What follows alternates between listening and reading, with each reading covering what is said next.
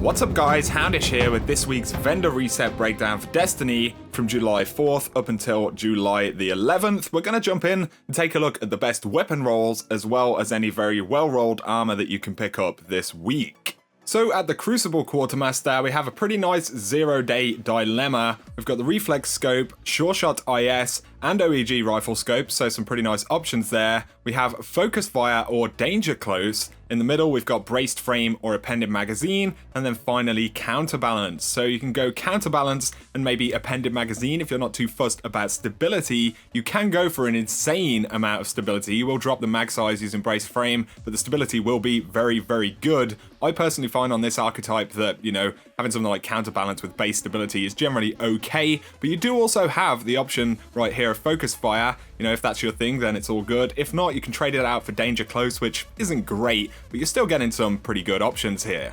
The weekly palindrome. Okay, so we have True Sight, Fast Draw, and Quick Draw IS. Up next, Triple Tap or Rescue Mag. In the middle, we've got Reinforced Barrel or Lightweight, and finally Hidden Hand. So no Rifle Barrel, you do lose a bunch of stability right there. Some people do like Reinforced Barrel though, so if you don't have one of these with Hidden Hand yet, it may interest you. Overall, it's, you know, it's not a terrible roll, but for a lot of folks, not having Rifle Barrel will be a kind of big deal. We have the 44 Curtain Call, importantly for shotgun users, with Replenish. So we'll check out the ballistics. We've got Smooth, Accurized, and Aggressive ballistics right there. We have Replenish or Life Support. In the middle, we've got Small Bore or Lightweight, and finally, Rangefinder. So with this middle column, you're not going to get the, you know, the maximum amount of range that you could possibly get. But Small Bore is okay. I mean, you know, this isn't a super high range shotgun statistically, but you do have that Replenish, and if that's going to be valuable to you as a shotgun user, you know, with the special ammo situation,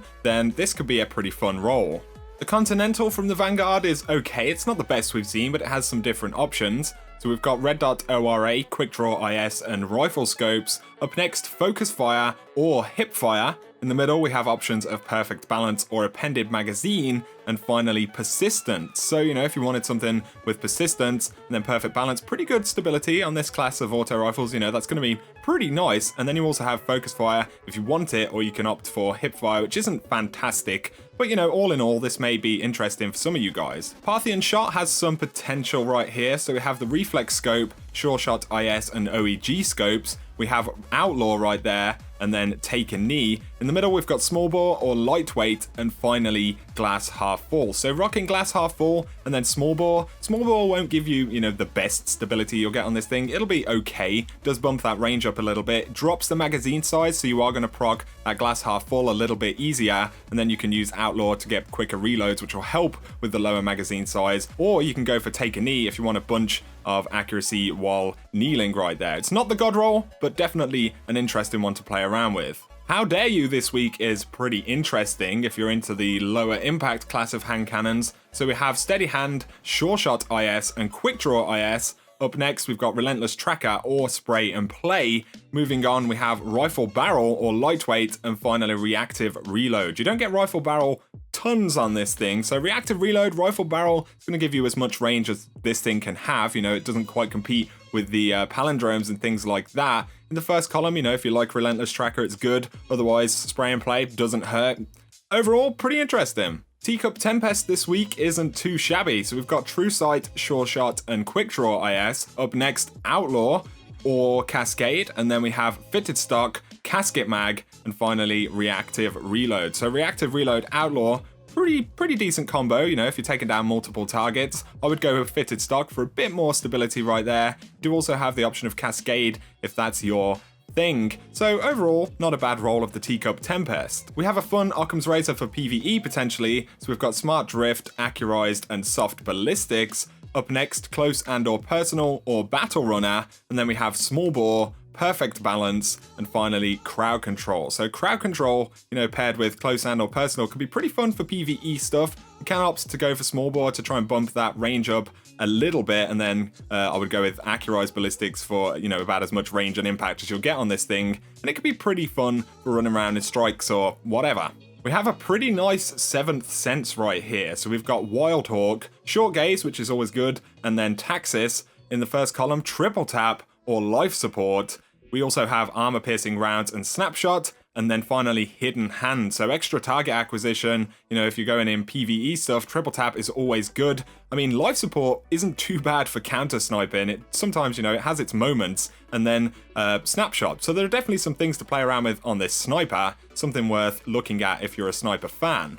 The weighting from FWC is a fairly decent fusion rifle, so we have the MD Reflex, Red Dot ORA and OEG scopes, we've got accelerated coils or quick draw right there, and then we have hammer forged or performance bonus, and finally hot swap. So some pretty nice options for a fusion rifle. Having performance bonus again is really nice with the current special ammo situation for PvP, but it is a shame that hammer forged and performance bonus are in the same slot, because hammer forged would be pretty nice for that bonus range and accuracy. But you know, you've also got quick draw or accelerated coils, hot swap, which isn't, you know, too shabby whatsoever. So there are some really nice options on this fusion rifle. The Wounded is going to be a pretty fun scout rifle this week, so we have Red Dot ORA and then ranged lens and another OEG rifle scope, so you're probably going to want to go Red Dot ORA, which is a bit limited, but we do have armor piercing rounds or full auto. Up next we've got hammer forged or outlaw, and then finally Zen Moment. So Zen Moment will help a little bit if you are rocking full auto on this thing, because there aren't